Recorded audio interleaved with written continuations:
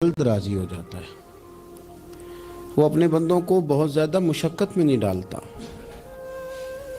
وہ اپنے بندوں سے اپنی نعمتوں کا بدلہ نہیں چاہتا، بہت سخت مشقت والی عبادتیں نعمتوں کے بدلے نہیں چاہتا، وہ بڑی جلدی رحم فرماتا ہے۔ ماں پیار کرتی ہے اپنے بچے سے، لیکن وہ ناراض بھی ہو جاتی ہے بعض چیزوں میں، بعض معاملات اس کا دل بھی دکھاتے ہیں، بعض جگہ وہ رو کے یہ بھی کہتی ہے کہ تو نے میری محبت کا کوئی نتیجہ نہیں مجھے دیا، میری ساری کمائی تو نے ضائع کر دی۔ والد بہت ساری جگہوں پہ ناراض ہوتا ہے، شکوہ کرتا ہے، کہتا ہے میری بیماریوں کی، پریشانیوں کی، بڑھاپے کی، کمزوریاں کا سبب بیٹے تو ہی بن گیا۔ یہ ساری تکلیفیں تو ٹھیک ہو جائیں تو میری شاید عمر بھی بڑھ جائے، صحت بھی ٹھیک ہو جائے، میں زیادہ دیر جوان رہ سکوں۔ ناراض ہوتے ہیں ماں باپ، اسی طرح ماں باپ راضی بھی ہو جاتے ہیں، وہ بڑی جلدی راضی ہو جاتے ہیں۔ میں اکثر کہتا ہوں کہ والد کو راضی کرنے میں 5-7 منٹ لگ جاتے ہیں، اماں تو 1.5-2 منٹ میں راضی ہو جاتی ہے۔ ابا جی کو 5-7 منٹ لگتے ہیں، کئی دفعہ کہنا پڑتا ہے، کوئی دلائل دینے پڑتے ہیں، لیکن والدہ کے لیے تو کچھ بھی نہیں، آپ نیرا جا کے پیروں میں بیٹھ ہی جائیں، کچھ بھی نہ کریں، آپ پورا روئیں نہ، رونے والا منہ ہی بن جائے تو اماں تو نرم ہی نرم ہے، جس وقت جو مرضی آپ کرا لیں ہو گیا۔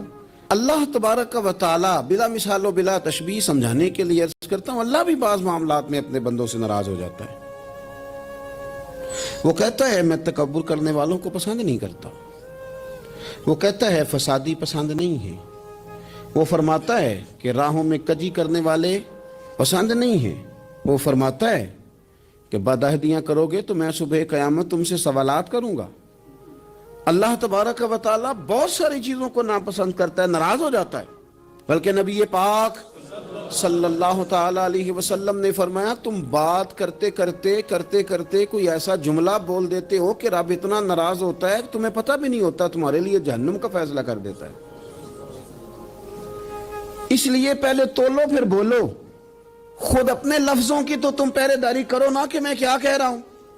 کوئی ایسا جملہ، کوئی ایسی بات وارث شاہ مان کری نہ وارثاں دا، کوئی ایسی بات نہ تمہاری زبان سے نکلے۔ اور حضور یہ بھی فرماتے ہیں کہ اس کا دوسرا پہلو بھی ہے، بعض اوقات تم بات کرتے ایسا جملہ کہتے ہو وہ اتنا راضی ہوتا ہے کہ تمہارے لیے جنت کا فیصلہ فرما دیتا ہے۔ مسلمان کو اب یہ حکم ہے، اس ساری گفتگو کا نتیجہ یہ ہے کہ وہ اپنے جذبات پر، خیالات پر، نگاہوں پر، زبان پر، کانوں پر تھوڑی توجہ دے، بے لگام نہ بنے، بے ترتیب نہ بنے، جو طبیعت میں آئے کر نہ گزرے، تھوڑا سا نہ سوچے سمجھے اور تھوڑا سنبھل کے چلے، کبھی ان کاموں کی طرف نہ جائے جن سے رب ناراض ہو جاتا ہے، ان کاموں کی طرف بڑھے جن سے اللہ راضی ہوتا ہے۔ میرے نبی پاک صلی اللہ تعالی علیہ وآلہ وسلم نے ارشاد فرمایا، بعض احادیث میں لفظ یہ ہیں کہ اللہ اپنے بندوں کو دیکھ کے مسکراتا ہے جو اس کی شان کے لائق ہے۔ جس ترتیب سے ہم مسکراتے ہیں، جس ترتیب سے ہم روتے ہیں، جس ترتیب سے ہم کسی بات کا اظہار تشکر کرتے ہیں، خدا ان باتوں سے پاک ہے۔ اب بہت ساری حدیثوں میں آیا کہ وہ مسکراتا ہے، تو کیا مطلب ہے مسکرانے کا؟ تو علماء تفسیر نے لکھا ہے مسکرانے کا مطلب یہ ہے کہ وہ بڑا ہی راضی ہوتا ہے اپنے بندے سے، بڑا راضی ہوتا ہے، یہ مطلب ہے۔ ایک تو مسکرانے کا مطلب یہ کہ وہ بڑا راضی ہو گیا، بڑا راضی ہو گیا، وہ مسکرا دیا اپنے بندے پہ۔ اور ایک اس کا معنی خود نبی پاک صلی اللہ تعالی علیہ وسلم نے بیان فرمایا، مسند امام احمد بن حنبل میں حدیث ہے، حضور سید عالم علیہ السلام سے صحابہ نے پوچھا یا رسول اللہ شہید تو بڑے لوگ ہوتے ہیں، شہیدوں میں افضل کون ہے؟ تو اللہ کے حبیب علیہ السلام فرمانے لگے وہ والا بندہ جو ڈٹ گیا تھا کافروں کے مقابلے میں، وہ ہلا نہیں، پوری طرح ڈٹ کے جو لڑا، وہ شہداء میں افضل ہے۔ حضور فرماتے ہیں وہ جنت کے بالا خانوں میں سیر کرے گا اور رب اسے دیکھ کے مسکرائے گا،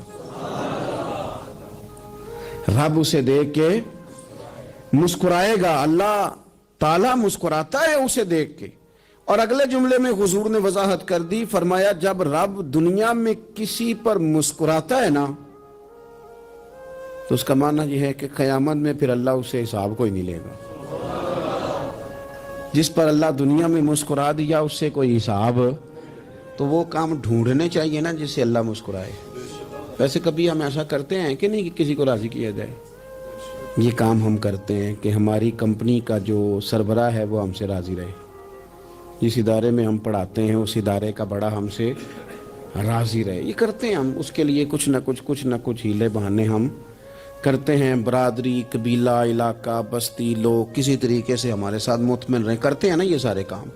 اس میں تھوڑی مشکل بھی ہمیں آتی ہے لیکن کرتے ہیں. کیا کریں، گھر میں بھی کئی دفعہ ایسا ماحول بنانا پڑتا ہے. چلیں ایک اور میٹھی مثال دیتے ہیں، زیادہ سمجھ میں آئے گی. چھوٹا بچہ خوش رہے، آپ اس کے لیے محنت نہیں کرتے. وہ چھوٹا ہے، اس کو خوش کرنا فرض ہے ابا پہ. لیکن وہ کہتا ہے کہ میں نے موٹر سائیکل لینا ہے. چھوٹا ہے، چلا ہی نہیں پائے گا، تو ابا پھر اسے راضی کرتا ہے، کہتا ہے بیٹے چھوٹا سائیکل لے لے، چل میں تجھے اڑانے والا جہاز لے دیتا ہوں. مقصود کیا ہے کہ اس کو ناراض نہیں کرنا، یہ روئے نہ، اس کا دل نہ ٹوٹے. ہو یارو سنو نا میں کیا کہہ رہا ہوں. اگر چھوٹے بچے کے لیے وہ چیزیں ڈھونڈتے ہو، میرے ابا جی نا اپنے نواسے کے لیے کھلونا لے کے آئے تو بچہ بڑا ہی کھیلا تو ابا جی کہنے لگے لو پیسے پورے ہو گئے. میرے بچے کو پسند بڑا ہے نا، پیسے پورے کر چھڑے نے. دیکھو نا جی کتنا اس کو راضی ہوا ہے. تو انسان کیا کرتا ہے کہ کوشش کرتا ہے چھوٹا بچہ بھی ناراض نہ ہو، تو وہ چیزیں وہ ڈھونڈتا ہے کہ اس کو کیا پسند ہے. چاکلیٹ لے جاؤں، فلاں چیز لے جاؤں، آئس کریم لے جاؤں. تو ایک بچے کے لیے، گھر کے لیے، سربراہ کے لیے اتنی محنت کرتے ہو، تو وہ کام بھی ہمیں ڈھونڈ کے تلاش کرنے چاہیے نا جس سے رب راضی ہوتا ہے، اللہ راضی ہوتا ہے. بتاؤں وہ کون سے کام ہیں؟ نبی کریم صلی اللہ تعالی علیہ وسلم نے ارشاد فرمایا 3 لوگ ہیں جنہیں دیکھ کے رب مسکراتا ہے. یا رسول اللہ صلی اللہ علیہ وسلم وہ کون سے؟ تو محبوب فرمانے لگے ایک وہ بندہ ساری مخلوق سوئی ہے، آدھی رات ہے، رات کا پچھلا پہر ہے، اس نے اٹھ کے وضو کر لیا، مصلی پہ کھڑا ہو گیا خدا کی یاد میں. فرمایا اسے دیکھ کے رب مسکراتا ہے جو اس کی شان کے لائق ہے. مسکراتا ہے اللہ. یہ تو سونے کا ٹائم تھا، یہ تو گہری نیند آنے کا وقت تھا، رات کا پچھلا پہر. رات پوے تے بے درداں نو نیند پیاری آوے، تے درد منداں نو یاد سجن دی ستیاں وی آن جگاوے. اور ساون کی کالی راتوں میں جب بوندا باندی ہوتی ہے، وہ راتوں کو اٹھ روتے ہیں جب خلقت ساری سوتی ہے. اللہ مسکراتا ہے. اور سننا میرے بھائی، میرے نبی پاک صلی اللہ تعالی علیہ وسلم فرماتے ہیں جب مسلمان نماز کے لیے صفیں بناتے ہیں نا، ترتیب لگ رہی ہوتی ہے، اب اللہ کی بارگاہ میں کھڑے ہوں گے، قیام کریں گے، رکوع کریں گے، سجود کریں گے. فرمایا جب مومن صفیں بناتے ہیں تو رب دیکھ کے مسکراتا ہے. مسکراتا ہے. کمال ہو گئے عروج بندگی کا جب بندے کو دیکھ کے رب مسکرائے. خدا بندے سے خود پوچھے بتا تیری رضا کیا ہے، مسکراتا ہے. اور میرے نبی پاک علیہ السلام فرماتے ہیں جب مجاہد جہاد کے لیے صفیں سیدھی کرتے ہیں. آج تو یہ رب کے نام پہ مرنے ہی آ گئے. یہ صفوں میں کھڑے ہوں گے، ترتیب سے لڑیں گے، ترتیب سے گلا کاٹیں گے کافروں کا یا شہادت لیں گے. فرمایا جب جہاد کے لوگ صفیں بناتے ہیں تو رب انہیں دیکھ کے مسکراتا ہے. کتنے نصیبوں والا وہ بندہ ہے جسے دیکھ کے مسکرا دیا. او یار کبھی تیرا بیٹا تیرے سامنے مسکرائے نا چھوٹا، تو تیرا دل باغ ہو جاتا ہے. تیری ماں بیمار کسی ایک دن صحیح طرح ہنس پڑے تو طبیعت خوش ہو جاتی. مجھے بتاؤ نا جس کا رب بھی اسے دیکھ کے ہنس پڑے، جو اس کی شان کے لائق ہے، کیا اس بندے کے نصیبیں ہیں، کیا اس کے مقدر ہیں. آپ اس مقام پر اپنے آپ کو لائیں. اب دیکھیں نا یہ حدیث آپ نے سن لی. اب ہم نے نا اس طرح صفحے نہیں بنانے جس طرح ساری دنیا. اب ذرا صفحے بھی شوق سے بنائیں گے. آپ ذرا تھوڑا سا شوق پیدا کریں گے. بھئی یہ تو میں وہ کام کرنے لگا ہوں جسے دیکھ کے رب مسکراتا ہے. نبی پاک صلی اللہ علیہ وسلم نے فرمایا جب کو بندہ توبہ کرتا ہے نا، ہم توبہ کا رٹا لگاتے ہیں، یا اللہ میری توبہ یا اللہ. اور توبہ کا تو مطلب یہ ہے کہ پچھلے گناہوں سے پکی توبہ، آج کے بعد یہ غلطی نہ کرنے کا پکا وعدہ. تو نے ساری شب برات رو کے گزاری ہے، بتا سویرے جھوٹ جوڑنے کا ارادہ ہے تیرا، آج کے بعد رشوت تو نہیں نہ لے گا، ملاوٹ تو نہیں نہ کرے گا، یہ توبہ ہے. اور اگر سارے کام اسی طرح کرنے تو پھر یہ توبہ کا رٹا ہے. جتنا مرضی لگاؤ حضرت علی بن ربیعہ رضی اللہ تعالیٰ عنہ فرماتے ہیں میں مولا علی کے ساتھ تھا، مقام حرہ کی طرف جا رہے تھے، حضرت علی نے ہاتھ اٹھا کے دعا مانگی ہماری تعلیم کے لیے، ورنہ حضرت علی ہم صحابہ کو محفوظ عن الخطا تو مانتے ہیں نا، ہاتھ اٹھا کے کہا اے اللہ ہمارے گناہ بخش دے، تیرے علاوہ کوئی معاف کرنے والا نہیں۔ اور پھر حضرت علی آسمان کی طرف دیکھا اور دیکھ کے نا حضرت علی بن ربیعہ کو تو مسکرائے۔ حضرت علی بن ربیعہ کہنے لگے حضور مسکرائے کیوں ہو؟ فرمانے لگے ایک دن میں حضور کے ساتھ اسی طرح آیا تھا، اسی طرح حضور نے دعا فرمائی تھی ہماری تعلیم کے لیے، اور پھر حضور مجھے دیکھ کے مسکرائے تھے اور فرمایا جب کوئی بندہ رب کی بارگاہ میں اس طرح استغفار کرتا ہے تو رب مسکراتا ہے اور مسکرا کے فرماتا دیکھ لو میرے بندوں کو پتا ہے کہ میرے علاوہ معاف کرنے والا کوئی نہیں، ہمیں پتا ہے، تم اس کی بارگاہ میں رجوع تو لاؤ، آؤ تو صحیح دو آنسو لے کر۔ اقبال کہتے ہیں کہ موتی سمجھ کے شان کریمی نے چن لیا، قطرے دو گرے میرے ار کے انفعال کے، دو میں نے آنسو بہائے تھے تو اس کے کرم نے تو موتی سمجھ کے چن لیے۔ سنو نا حضور اس استغفار کو اللہ کو یار رات کو توبہ کر کے سونا چاہیے ہمیں، کچھ غلطیاں ہم کرنا نہیں چاہتے پر ہم سے ہو جاتی ہیں، کچھ دل ہم توڑنا نہیں چاہتے پر وہ ٹوٹ جاتے ہیں، ہماری مجبوری ہوتی ہے ٹوٹ جاتے ہیں۔ رات کو اس کی بارگاہ میں ہاتھ باندھ کے کشکول طلب دراز کر کے خوب استغفار پڑھنا چاہیے کہ مالک بندے ہیں نا کیا کریں، نفس کا ساتھ ہے، دنیا کا ساتھ ہے، خواہشات نفسانیہ، مالک معاف کر دے، درد سے توبہ، رسم نہ ہو، کہانی نہ ہو، لفظ نہ ہو، جملے نہ ہو، اور جناب ایسے لوگوں کے بیچ بڑے ہاتھ باندھ کے اور بڑا کوئی ضرورت نہیں، آپ اکیلے اپنی چارپائی پہ بستر کے اندر منہ دے کے بھی درد سے کہیں گے نا معاف کر دے تو وہ تو مہربانی بڑا ہے۔ میرے نبی پاک صلی اللہ علیہ وسلم مثال دیتے ہیں، فرمایا ایک آدمی صحرا میں جا رہا، صحابہ سے حضور خطاب کر رہے ہیں، فرمایا ایک آدمی صحرا میں جا رہا تھا، اس نے اپنی اونٹنی پہ کھانا پانی پیسے ہر چیز رکھی ہوئی تھی، صحرا تھا بہت بڑا، درمیان صحرا کے گیا تو تھوڑا سا سستانے کے لیے آرام کرنے کے لیے اونٹنی سے نیچے اترا، اب اس نے اونٹنی کی لگام اونٹنی کی نکیل اپنے سرہانے کے نیچے رکھی، ہاتھ کے ساتھ پکڑی اور سو گیا۔ تھوڑی ہی دیر کے بعد جب اس کی آنکھ کھلی تو دیکھا اونٹنی غائب ہے۔ صحرا میں وہ پیدل نہ آگے جا سکتا ہے نہ پیچھے جا سکتا ہے، نہ دائیں نہ بائیں، کھانے کو روٹی نہیں، پینے کو پانی کا قطرہ نہیں، تھوڑا ادھر بھاگا ادھر بھاگا، تھک گیا۔ کریم محبوب فرماتے ہیں وہ پوری طرح نڈھال ہو گیا اور مایوس ہو گیا، معاذ اللہ، مایوس ہو کے دوبارہ اسی جگہ آ کے لیٹ گیا جہاں پہلے لیٹا تھا، انتظار کرنے لگا کہ اب موت ہی آئے گی، آخری وقت ہے، اب نہ میں پیدل یہ صحرا کراس کر سکتا ہوں، نہ پیچھے جا سکتا ہوں، نہ کھانا ہے نہ پانی ہے، سوائے موت کے کوئی سہارا نہیں۔ حضور فرماتے ہیں وہ رستے میں دوبارہ لیٹ گیا، اچانک اس نے رخ بدلا تو اونٹنی سامنے کھڑی تھی۔ حضور نے صحابہ سے پوچھا بتاؤ نا اسے بھلا کتنی کو خوشی ہوگی؟ یا رسول اللہ جی سے نئی زندگی مل گئی ہے۔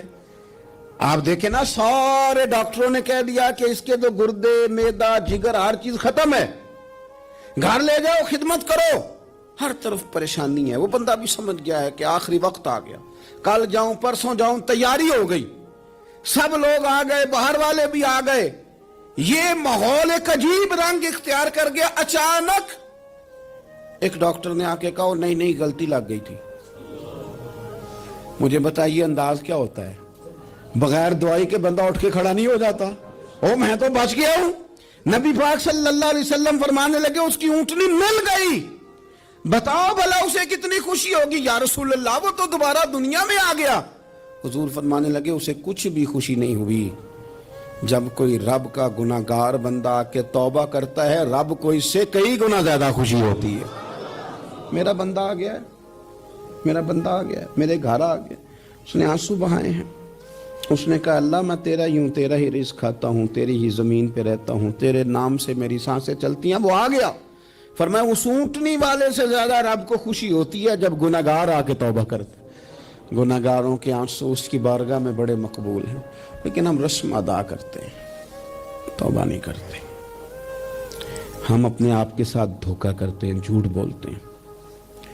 ہم بندہ کوئی ناراض ہو جائے تو ہمیں کو نہیں نیند آتی، اس کے گھر چلے جاتے ہیں، ہم اپنے سارے رشتوں کو تعلقات کو مینٹین کر کے رکھنے کے عادی ہیں. ہمیں پتہ ہے کہ وہاں میں نہیں جا سکا تو بیٹا بھیجتا ہوں, فلاں شادی پہ میں نہیں جا سکا تو بھتیجا بھیجتا ہوں, بھائی بھیجتا ہوں. ہر تعلق کا ہم نے خیال رکھا کوئی روٹھ نہ جائے. لیکن کمال ہے نا, یہ نہیں سوچا کہ اگر رب روٹھ گیا تو جب وہ روٹھ جائے نا تو سارے رشتے بھی بندے کے پاس موجود ہوں تو کوئی کارآمد نہیں ہوتا. پھر کروڑوں روپیہ جیب میں ہوں تو ڈاکٹروں کی دوائیاں اثر نہیں کرتی. وہ روٹھ جائے تو پھر انسان اس طرح سے پھسلتا ہے کہ بڑے بڑے اس کے پاس دروازے ہوتے ہیں پر کسی جگہ اس کا ہاتھ نہیں لگتا. خدا را خیال کریں, دنیا روٹتی ہے تو روٹھ جائے, رب رسول ناراض نہ ہونے پائیں, اس کا خیال کریں. حضور فرماتے ہیں وہ مسکراتا ہے, اسے خوشی ہوتی ہے جب کوئی اس کا بندہ اس کی طرف رجوع کرتا ہے. میرے عزیزو, رسول پاک صلی اللہ تعالی علیہ وسلم نے ان لوگوں کے تذکرے کیے جنہیں دیکھ کے رب مسکراتا ہے. ہم نا گناہگاروں پر بھی فتویٰ دینے میں جلدی کرتے ہیں اور نیکی پر بشارت دینے میں بھی جلدی کرتے ہیں, حالانکہ یہ ہماری ذمہ داری نہیں. پتہ نہیں اللہ تعالیٰ کس کو کب توفیق توبہ دے کے اپنے قریب کر لے, لیکن بڑی جلدی ہے, بڑی جلدی فتویٰ دینے میں. اور یہ فتویٰ صرف مفتیوں کا نہیں رہ گیا, یہ میری طرح کے آپ کی طرح کے ڈھیروں لوگ ہیں جنہوں نے جیبوں میں فتوے ڈالے ہوئے.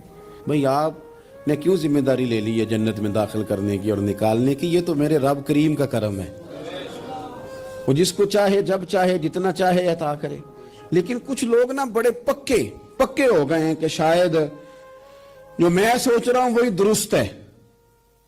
کبھی کبھی کچھ چیزیں عجیب بھی ہوتی ہیں, لہذا خدا کی رحمت پر بھروسہ کر کے بات کرنی چاہیے. اپنی مرضی کے فتوے نہیں داغنے چاہیے. وہ دیکھو جی فلانا بندہ یوں کر رہا ہے, آپ کو پتہ ہی نہیں پوری بات کا, آپ کو علم ہی نہیں پوری بات کا. حضرت بہاءاللہ نقشبند بخاری رحمت اللہ علیہ فرماتے ہیں میں حج کرنے گیا تو وہاں میں نے ایک آدمی کو کروڑوں کا کاروبار کرتے دیکھا تو میرے دل میں خیال ہے یہاں بھی اللہ اللہ کرنی چاہیے تھی, دنیا داری کر رہا ہے. لیکن فرماتے ہیں حج سے فارغ ہوئے تو میں نے دیکھا وہی بندہ سارا کچھ رب کی بارگاہ میں خیرات کر رہا ہے اور سینکڑوں غریب حاجی ہیں جن کو پورے خرچے دے رہا ہے. تو میں نے وہی اپنی سوچ سے توبہ کی کہ میں کہاں تھا.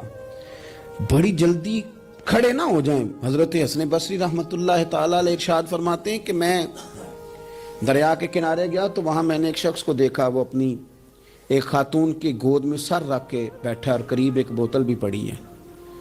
تو میرے دل میں معاذ اللہ خیال آیا کہ دیکھو کس انداز میں ایک عورت کے ساتھ یہ ہے اور پاس بوتل بھی پڑی ہے, جانے شراب ہے. کہتے میں سوچ ہی رہا تھا کہ اچانک ایک کشتی آ رہی تھی دریا میں, وہ ہجکو لے کھائے, کشتی میں 4-5 لوگ تھے, وہ دریا میں ڈوبنے لگے. وہ آدمی تیزی سے اٹھا, دریا میں چھلانگ لگائی, پہلے ایک کو نکالا, پھر دوسرا نکالا, پھر تیسرا نکالا. ایک بندہ رہ گیا, کہنے لگا حضور مجھے تو آپ نے گناہگار سمجھا ہے, میں تو بڑے غلط انداز میں یہاں بیٹھا ہوں, آپ نے جو سوچا چلیں گے چوتھا بندہ آپ نکالنا ہے. کرے نا یہ کام, کرے نا یہ کام. بڑے بھولے بھالے بڑے اللہ والے, ریاض آپ کو بس ہم ہی جانتے ہیں. اتنی جلدی فتویٰ. حضرت حسن بصری فرماتے ہیں میں پشیمان ہوا, میں نے کہا مجھے تیرنا نہیں آتا, تو دیر نہ کر, چوتھا ڈوب نہ جائے. پھر تو اس نے چھلانگ لگائی, چوتھا بھی نکال لایا اور کہنے لگا حضرت آپ نے جلدی کی سوچنے میں, یہ بی بی میری ماں ہے اور یہ سرکے کی بوتل ہے. ہم ماں بیٹے کا یہ مشغلہ ہے کہ یہ وہ جگہ ہے جہاں آ کے لوگ مسافر اترتے ہیں اور یہاں سے کسی کا گھر 100 میل ہے, کسی کا 200 میل ہے. ہم صبح سرکہ کھجوریں روٹیاں لے کے یہاں آتے ہیں, مسافروں کی نوکری کرتے ہیں, کوئی پریشان ہو تو مدد کرتے ہیں. حضرت خواجہ حسن بصری فرماتے ہیں میں نے معافی مانگی, ان سے بھی مانگی, رب سے بھی مانگی.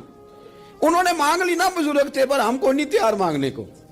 ہم ہر وقت بدگمانیاں, وہ فلانے جرم کرتا تھا, میں اسے اب کیسے نیک مان لوں. بھئی اب وہ نمازی ہے, خدا کے گھر آتا جاتا ہے, اب اللہ کی بارگاہ میں حاضر ہوتا ہے. جب رب نے معاف کر دیا تو بھی سوچ بدل جا. سنیں حضور کیا فرماتے ہیں. نبی پاک صاحب الاخلاق صلی اللہ تعالی علیہ وسلم فرماتے ہیں, مسند امام احمد بن حنبل دیکھیے, فرمایا رب اس وقت بڑا ہی مسکرائے گا جب قاتل بھی جنت میں جائے گا, مقتول بھی جنت میں جائے گا. یا رسول اللہ مقتول تو گیا, یہ قاتل کیسے چلا گیا؟ حضور فرماتے ہیں جائے گا, اور رب مسکرائے گا جو اس کی شان کے لائق ہے. یا رسول اللہ کس طرح؟ تو نبی پاک صلی اللہ علیہ وسلم فرمانے لگے اس نے ایک مومن کو قتل کیا تھا، وہ شہید ہو کے جنت میں چلا گیا، اب اللہ نے بعد میں اسے توبہ کی توفیق دے دی۔ پہلے اس نے کلمہ پڑھا، پھر یہ میدان میں اترا، کافروں سے لڑا، یہ شہید ہوا، رب نے اسے بھی جنت دے دی۔ قاتل بھی جنت میں، مقتول بھی جنت میں، اور بات اتنی انوکھی ہے کہ رب دیکھ کے مسکرا رہا ہے، جو اس کی شان کے لائق ہے۔ ہم جلدی میں ہیں، ہم انتظار نہیں کر رہے کہ شاید توبہ کر جائے، ہم انتظار نہیں کر رہے، لیکن میرے عزیز اتنی جلدی نہ کریں۔ سوچوں کا صاف ہونا، ذہنوں کا پاک ہونا، اور لوگوں کے بارے میں گمان کا اچھا ہونا۔ آپ کسی نفسیات کے ڈاکٹر کے پاس چلے جائیں، اسے کہیں ٹینشن بڑی ہے، میں ان کے مضامین پڑھتا رہتا ہوں، وہ سب سے پہلا سبق آپ کو یہ پڑھائیں گے کہ اچھا سوچا کریں۔ اچھا سوچنے سے بندہ تندرست رہتا ہے۔ کس سے بندہ تندرست رہتا ہے؟ ہیں جی، واقعی، یعنی اس والے پڑوسی کے بارے میں بھی اچھا سوچنا ہے، گھر میں اس والے کے بارے میں بھی، چھوٹے بھائی کے بارے میں بھی اچھا سوچنا ہے، اور بڑے کے بارے میں بھی اچھا ہی سوچنا ہے۔ یعنی اپنی برادری قبیلے کے بارے میں بھی اچھا سوچیں، جو قبیلے کا نہیں اس کے بارے میں بھی چلیں تھوڑا سا اچھا سوچ لیں۔ اپنے بارے میں تو اچھا سوچا ہے بڑا، میں کہتا ہوں کہ ہم اپنی غلطیوں سمیت اپنے آپ سے بڑا پیار کرتے ہیں، اور دوسرے کی ایک غلطی نظر آ جائے تو ہمیں گھین آنے لگ جاتی ہے۔ آپ جلدی نہ کریں، مالک نے موقع دیا ہے بندوں کو، نہ وہ کسی کا رزق چھین رہا ہے، نہ سانسیں چھین رہا ہے، وہ اپنی زمین پہ چلنے بھی دے رہا ہے، رہنے بھی دے رہا ہے۔ تو جب اس نے موقع دیا ہے، آپ بھی تھوڑا موقع دیں۔ اللہ بڑا کریم ہے، دروازے کھولے گا، اس کے بندے اس کی بارگاہ تک پہنچیں گے۔ بدگمانیاں اور پھر بدگمانیوں کا عروج، اور اس لیول تک جا کے بات کر دینا ہے کہ جہاں سے خوف آئے کہ یار یہ بات نہیں کرنی چاہیے۔ رسول کائنات سرور دو عالم صلی اللہ تعالی علیہ وسلم فرماتے ہیں کہ اللہ مسکراتا ہے۔ دیکھو ہمارے ہاں نا ایک اور بھی مسئلہ بن گیا ہے، میں نے کچھ لوگوں کو نا پکا، میرے پیارے ہیں، محبت ہے مجھے، تو میں چونکہ آپ میری کلاس ہیں، میں مشاہداتی اور تجرباتی باتیں بھی کر لیتا ہوں، اسی کی روشنی میں کئی دفعہ گفتگو بھی تیار کرتا ہوں۔ کچھ لوگوں نے نا پکا ذہن بنا لیا یہ کہنے کا کہ ہاتھ بڑا تنگ ہے، پکا، آپ جس وقت پوچھ لیں ان کا ہاتھ اور بڑا ہی زیادہ تنگ ہے۔ آپ یقین کریں، بہن کا جو خامند ہے وہ کہہ رہا ہے جا حصہ لے کے آ، تیرے بھائیوں کی کمائی تو نہیں، تیرے ابا کی ہے، لے کے آ۔ وہ بیچاری اس کی منتیں کر رہی ہے، کہتی ہے اگر جاؤں گی نا تو وہ کہیں گے حصہ لے جا، آج کے بعد ہمارے گھر نہ آنا، میرا دروازہ نہ بند کرو، مہربانی کرو۔ اور بھائی سے بات کرتی ہے تو کہتا ہے ہاتھ ہی بڑا تنگ ہے، جب ٹھیک ہوگا تو دے دوں گا۔ نہ کریں یہ ظلم۔ ہمارے اپنے تڑپتے رہتے ہیں اور ہماری دولتیں اندر پڑی رہتی ہیں، ہمارے اپنے چھوٹی چھوٹی ضروریات کے لیے پریشان ہوتے ہیں، لیکن ہم بڑے بڑے بہانے ہیں ہمارے پاس، کہتے ہیں یہ نکما ہے، یہ نکھٹو ہے، یہ کام نہیں کرتا، اس میں فلانا ہے، بے فلانا ہے، بلے میں نے نہیں ساتھ چلنا۔ اظہار جب آپ کے اندر پیدا ہوتا ہے نا، اظہار، جب کسی کے لیے آپ حساس ہوتے ہیں تو آپ کو بھی سرور حاصل ہوتا ہے۔ نہ کریں یہ کام کہ آپ کو اللہ نے وسعت دی ہے اور ہر وقت آپ ہاتھ تانگ ہونے کا رونا رو رہے ہیں، ہر وقت آپ یہ کہہ رہے ہیں میں بڑی آزمائش میں ہوں، جب خدا نے آپ پہ نہیں ڈالی تو اتنے جھوٹ بولنا صرف اس لیے کہ میرے پیسے بچ جائیں، صرف اس لیے کہانی سنانا کہ حالات میرے بڑے خراب ہیں کہ کوئی بندہ میرے سے کوئی تھوڑا بہت قرض نہ مانگ لے۔ سنو، نبی پاک صلی اللہ علیہ وسلم کے پاس مہمان آ گیا، بخاری مسلم ہے، حضور نے ازواج مطہرات کے گھروں میں پیغام بھیجا، کچھ چیز ہے ضیافت کے لیے؟ یا رسول اللہ کچھ بھی نہیں، یہ دو جہاں کے شاہ ہیں اور پاس کچھ رکھتے نہیں، دو جہاں کی نعمتیں ہیں ان کے خالی ہاتھ میں۔ یا رسول اللہ کوئی چیز بھی نہیں۔ حضور نے صحابہ کے مجمع پہ نظر ڈالی، یا رسول اللہ صلی اللہ علیہ وسلم حکم ہو، تو حضور فرمانے لگے تم میں سے کوئی بندہ ہے جو اسے گھر لے جائے روٹی کھلائے؟ ایک صحابی اٹھے فوراً، حضور میں لے کے جاتا ہوں کھانا کھلاتا ہوں۔ فرماتے ہیں میرے گھر میں صرف بچوں کا کھانا تھا، یہ نہیں کہ فریزر بھرا ہوا ہے نعمتوں سے، صرف بچوں کا کھانا، یہ نہیں کہ کسی کو دیکھ کے اپنی ہنڈیا پہ برتن دے لیا، صرف بچوں کا کھانا۔ کہتے ہیں گھر گیا، بیوی سے کہا کیا کیفیت ہے؟ کہنے لگی بچوں کی روٹی ہے۔ میں نے کہا بچے سلا دے، صبح ناشتہ کر لیں گے۔ تو کہنے لگی آپ کیا کھائیں گے؟ تو میں نے کہا نہ میں کھاؤں گا نہ تو کھائے گی، مہمان جو نبی پاک کا ہے۔ کہا اچھا، اب ذرا تجویز دیکھو میاں بیوی کی سوجھی آپس میں، کہتے ہیں کھانا لگا دینا کیونکہ ایک آدھ بندے کا کھانا ہے، اپنی غربتوں کا ہر جگہ اظہار کرنا، رونا رونا، یہ دیکھو غربت کیسے چھپائی جا رہی۔ اس کو کہا نہیں کہ چل تو تھوڑا رحم کھا، تو آیا ہے تو تھوڑا رحم کھا، یہ نہیں کہا اٹھ کے نا تو کھانا رکھنا اور اٹھ کے نا چراغ ٹھیک کرنے کے بہانے بجھا دینا۔ ہم دنیا والوں کے سامنے کیوں اپنے دکھ بیان کریں؟ ہم جو کہیں گے رب رسول کی بارگاہ میں کہیں گے۔ تو نا چراغ ٹھیک کرنے کے بہانے، اہلیہ اٹھی کھانا دینے کے بعد چراغ ٹھیک کرنے کے بہانے بجھا دیا، خامد بھی ہاتھ چلاتے رہے، بیوی کبھی برتن رکھتی کبھی اٹھاتی، پتہ چلے کہ کھانا کھا رہے ہیں، کھانا کھایا جا رہا ہے۔ کہتے ہیں مہمان پیٹ بھر کے کھانا کھا گیا، یہ کام ہوا رات کے اندھیرے میں، اس وقت ہوا جب چراغ بھی بند تھا، اس وقت ہوا جب کوئی دیکھنے والا نہیں تھا، کسی پڑوسی کو بھی خبر نہیں تھی۔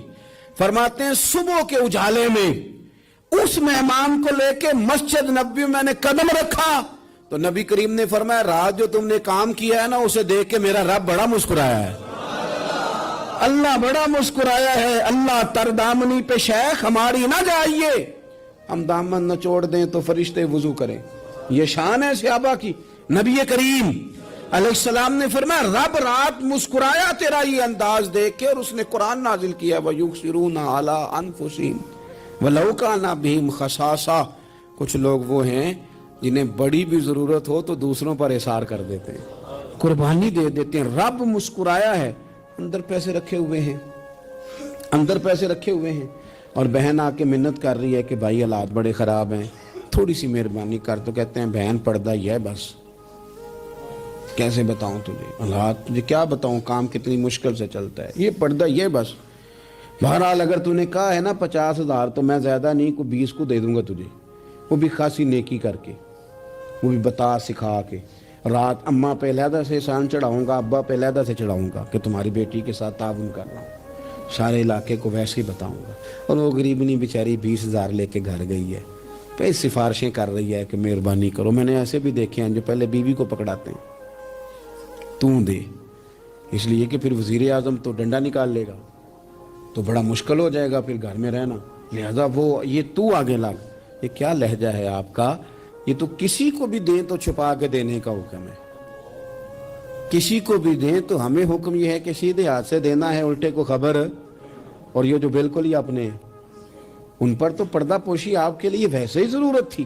میرے عزیز رب مسکراتا ہے، میرے نبی پاک علیہ السلام نے یہ اعمال ہمیں بتائے جن پر اللہ مسکراتا ہے، خوش ہوتا ہے۔ اور بعض لوگوں کو حضور نے نامینیٹ کیا، حضرت سعد بن معاذ رضی اللہ تعالیٰ عنہ عظیم صحابی تھے، یہ وہ خوبصورت صحابیاں جن کے جنازے کو کندھا میرے نبی پاک نے عطا فرمایا، حضور نے کندھا عطا فرمایا، کمال ہو گئی۔ نرخ بازار محبت کا انوکھا ہی ہو گیا، خود خریداروں میں شامل آ کے مولا ہو گیا، حضور نے کندھا دیا۔ حضرت سعد بن معاذ رضی اللہ تعالیٰ عنہ کا جب جنازہ اٹھا، ان کی والدہ رو پڑی، بڑے درد سے روئی، ماں تھی نا، ان کی آواز جب حضور تک گئی تو نبی پاک نے فرمایا آنسوؤں کو روک لے، آواز کو کم کر لے، تیرے بیٹے کی تو جب روح پرواز ہوئی ہے تو رب مسکرایا ہے، جس کے آنے پہ رب راضی ہو مسکرا دے جو اس کی شان کے لائق ہے۔ یہ تو وہ لوگ ہیں کہ جن کے جانے پر نا رب، وہ کسی نے کہا تھا کہ میرے مرنے پہ ہر سو شور مچ جائے گا، دیکھو گے میرے مرنے پہ ہر سو شور، تمہیں پتہ چل جائے گا جب ہم جائیں گے، میرے مرنے پہ ہر سو شور مچ جائے گا دیکھو گے، اور کہنے الوداع سرکار خود تشریف لائیں گے۔ اور درویش کہنے لگے بات مرندے مکھڑا میرا ہو جاوے جے تازہ، پھر سمجھ لینا محبوب میرے نے آن پڑے ہے جنازہ، اور عاشق کا جنازہ ہے، ذرا دھوم سے نکلے اور محبوب کی گلیوں سے ذرا گھوم کے نکلے۔ فرمایا کہ ان کے تو جانے پہ رب کریم، اور حضور نے ایک دعا بھی دی۔ حضرت ابو طلحہ، حضرت طلحہ رضی اللہ تعالیٰ عنہ صحابی تھے، ان کا وصال ہو گیا تو حضور نے دعا بھی دی، فرمایا یا اللہ جب میرا طلحہ ہے نا تو اس سے مسکرا کے بات کرنا، یہ تجھ سے مسکرا کے بات کرے جو تیری شان کے لائق ہے۔ تو اللہ تعالیٰ غائب درجے راضی ہوتا ہے۔ ایک دفعہ پھر بات دہراتا ہوں، جو میدان میں ڈٹ کے شہید ہو رب اسے دیکھ کے مسکراتا ہے، جو اس کی شان کے لائق، جو توبہ صحیح کریں، سچی کریں، رب انہیں دیکھ کے مسکراتا ہے جو اس کی شان کے لائق ہے۔ جو نماز کے لیے صفیں بنائے، رب انہیں دیکھ کے مسکراتا ہے۔ جو جہاد کے لیے صفیں بنائے، رب دیکھ کے مسکراتا ہے۔ جو لوگ صبح پچھلے پہر اٹھ کے عبادت کریں، رب انہیں دیکھ کے مسکراتا ہے۔ اور جو کبھی کبھی بھوکے رہ کے دوسروں پر قربان کر کے احسان کر دیں، رب انہیں دیکھ کے مسکراتا ہے۔ بہت بڑی فضیلت ہے۔ اللہ ان سارے کاموں میں سے کسی ایک کام پہ ہمیں بھی لگا دے، تاکہ یہ بڑی فضیلت اللہ تعالی ہم گناہگاروں کے حصے میں بھی فرما دے۔ آخر دعوانا ان الحمدللہ رب العالمین۔